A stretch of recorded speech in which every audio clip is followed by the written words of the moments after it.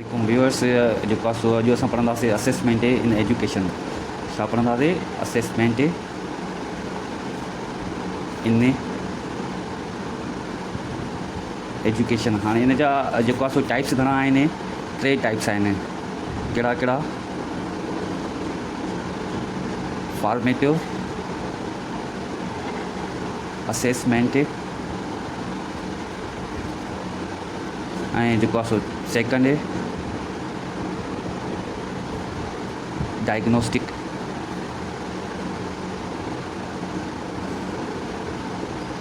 Assessment ऐं जेको आहे सो टीं आहे फॉर्मेटिव डायग्नोस्टिक ऐं टीं आहे सुमेटिव।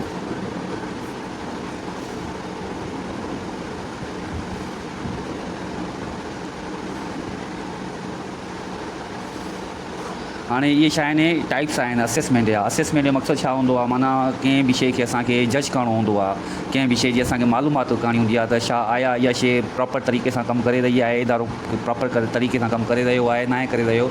असां इहा असेसमेंट कंहिं ॿार जी बि वठी सघूं था पिया। ऐं असेसमेंट वठण जा तरीक़ा कहिड़ा आहिनि? पहिरियों असां छा कंदा आहियूं? जॾहिं बि असांखे असेसमेंट करणी हूंदी आहे त हिकिड़ो असां टेस्ट जे ज़रिए कंदा आहियूं ऐं जेको आहे सो सेकेंड नंबर पहिरियों टेस्ट, सेकेंड नंबर मेजरमेंट जे ज़रिए मेजरमेंट जे ज़रिए जेको आहे टीं असां कंदा आहियूं असेसमेंट कंदा आहियूं।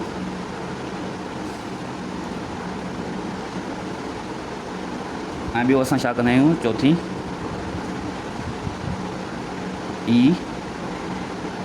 वैल्यूएशन। हाणे all these are the 4 steps of the assessment. पहिरियों असां टेस्ट जे ज़रिए बि असेसमेंट थी सघंदी आहे, मेजरमेंट जे ज़रिए बि असांखे असेसमेंट थी सघंदी आहे। असां कंहिं बि शइ जी एस्टिमेशन करे लॻाए सघंदा आहियूं, डेप्थ मालूम करे सघंदा आहियूं त केतिरी आया कमु करे रही आहे शइ, केतिरी न करे रही आहे, ठीकु आहे। ऐं ॿियो इवैल्यूएशन जी बि करे ज़रिए इहा असेसमेंट आहे। हाणे all these are the 4 tools which we applied while conducting the assessment in educations.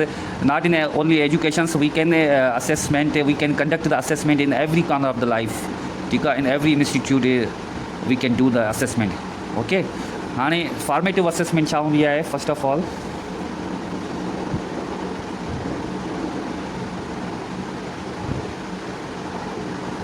Formative assessment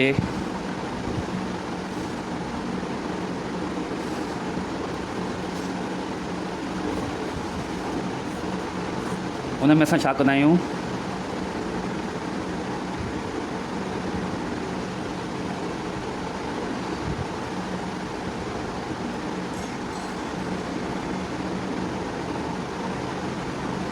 progress of student, ठीकु आहे। हाणे formative assessment always conducted while knowing the progress of student, ठीकु आहे। असां फॉर्मेटिव असेसमेंट इहा असां कंदा आहियूं। ऐं सेकेंड नंबर ते छा हूंदी आहे? डायग्नोस्टिक असेसमेंट हूंदी आहे। सेकेंड नंबर ते छा हूंदी आहे? डायग्नोस्टिक। पहिरें नंबर ते थी वई, सेकेंड नंबर ते आहे असांजी diagnostic.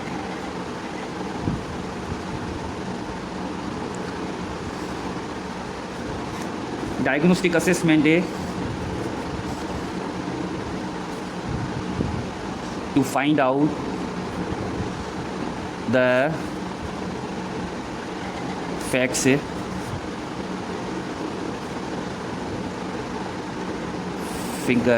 facts and figures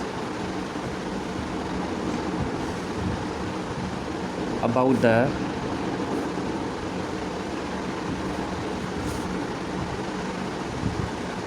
performance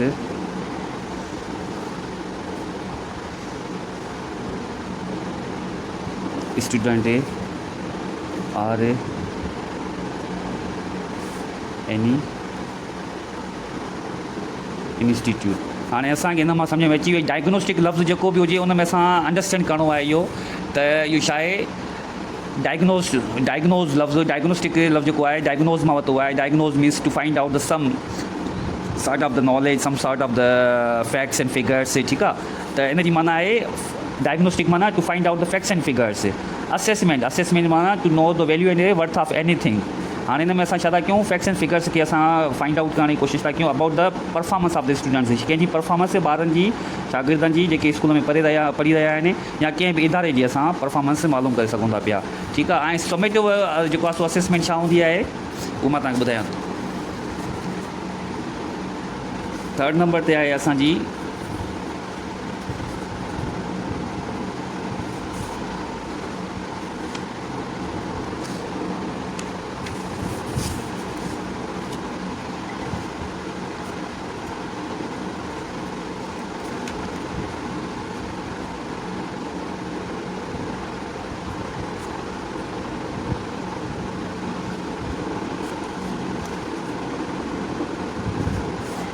हाँ 3rd नंबर ते आहे समेटिव असेसमेंट। हाँ समेटिव असेसमेंट इहा छा थींदी आहे, हिते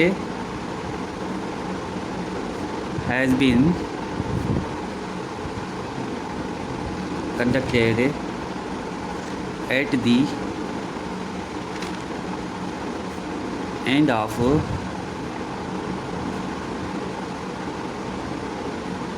instructions, means when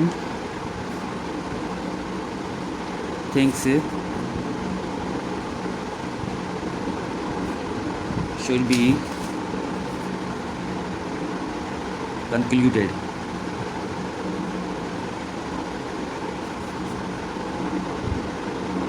after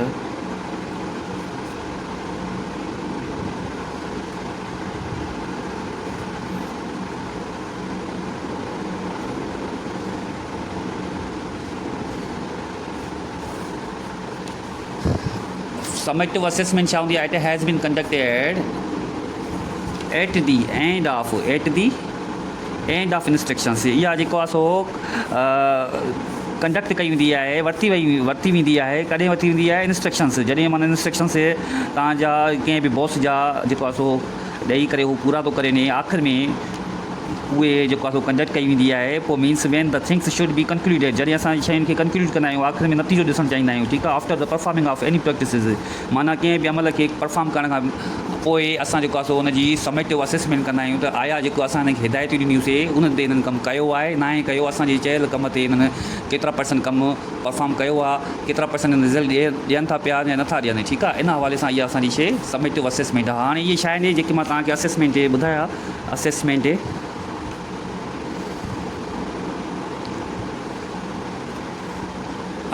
in education, all these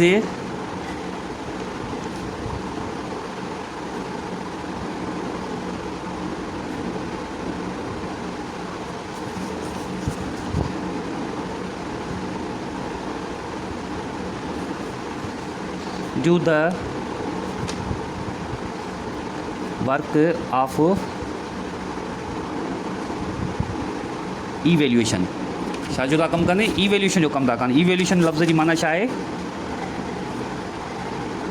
two know the value and worth of anything, that is called evaluation.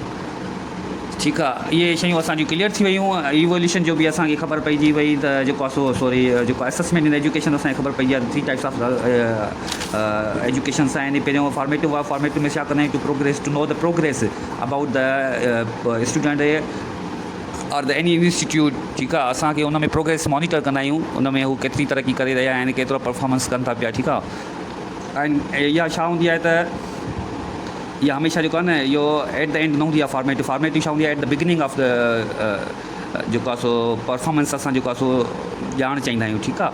ऐं उनखां अलावा डायग्नोस्टिक असेसमेंट छा हूंदी आहे, उन में फैक्ट्स एंड फिगर्स असां जेको आहे ज़रिए फाइंड आउट कंदा आहियूं, facts and figures find out कंदा आहियूं। ऐं उनखां अलावा समेटिव असेसमेंट छा हूंदी आहे, it has been conducted at the end of instructions, माना ॾिनल हिदायतुनि खां बाद में असां जेको आहे आख़िर में इहा असां कंडक्ट कंदा आहियूं। Means van things should be concluded, जॾहिं शयुनि खे असां नतीजनि असां किथे पेश कयूं। आफ्टर परफॉर्मिंग एनी प्रैक्टिस, कंहिं बि प्रैक्टिस कंहिं बि अमल खे करण खां पोइ असां उहा शइ समेटिव असेसमेंट कंदा आहियूं। ठीकु आहे। हाणे असेसमेंट जा असांजा इहे 3 टाइप्स पूरा थी विया। मूंखे उमेदु आहे त तव्हांखे इहे सभई शयूं आहिस्ता आहिस्ता सम्झ में ईंदियूं हूंदियूं ऐं जाते जाते बि तव्हांखे सम्झ में नथी अचनि त उहो कमेंट कंदा कयो त जीअं मां उन शयुनि खे वधीक आसान तरीक़े सां क्लियर कयां। ऐं बराए महिरबानी मुंहिंखे जेको आहे थोरो इंकरेजमेंट जेको आहे सो मोटिवेट करण जे लाइ तव्हां मूंखे पंहिंजो थम्सअप लाइक्स बि ॾींदा कयो, कमेंट कंदा कयो ऐं शेयर बि कंदा कयो, जीअं मां वधीक फर्दर जेको आहे सो वीडियोज़ ठाहियां। मां महिनत थो कयां, टाइम थो कढां, तव्हांखे पढ़ाइण जे लाइ बि मुंहिंजी बि पढ़ाई थिए थी पई। माना टीचिंग छा हूंदी आहे, ट्वाइस लर्निंग हूंदी आहे, ठीकु आहे न। हाणे असां जेको आहे CRM मां क्लासरूम मैनेजमेंट मां हिकिड़ो असां टॉपिक पढ़ंदासीं, टाइप्स ऑफ एडमिनिस्ट्रेशन। हाणे टाइप्स ऑफ एडमिनिस्ट्रेशन लफ़्ज़ जी पहिरियां माना मालूम कंदासीं त आहे छा। एडमिनिस्ट्रेशन लफ़्ज़ एडमिनिस्ट्रेशन से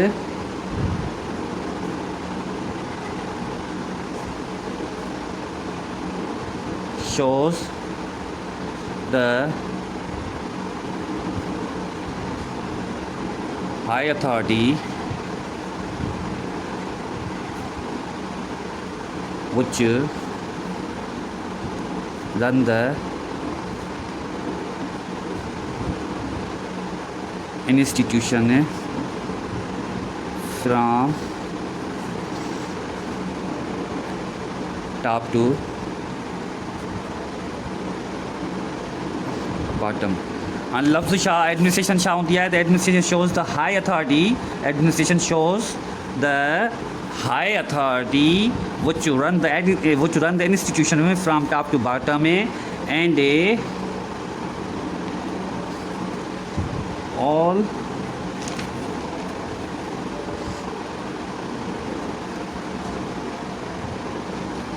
all the employees perform their duties accordingly. हाँ समझ में अची वेंदो आहे त administration shows the high authority which run the institutions from top to bottom and all the employees perform their duties accordingly. ऐं जेके बि उन इदारे में कमु करे रहिया आहिनि उहे उन जी ॾिनल हिदायतुनि तहत कमु कंदा आहिनि। त हाणे असांखे ख़बर पइजी त एडमिनिस्ट्रेशन ईअं ई आहे, ठीकु आहे। पर हाणे एडमिनिस्ट्रेशन में टाइप्स घणा आहिनि, टाइप्स आहिनि, उहे अॼु पढ़ंदासीं असां। हिकिड़ो आहे लेजिस्लेटिव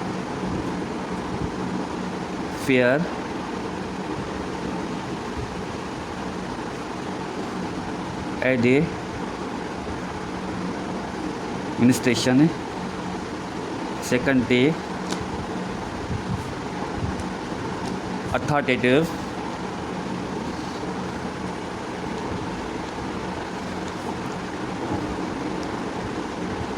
एडमिनिस्ट्रेशन, थर्ड है डेमोक्रेटिक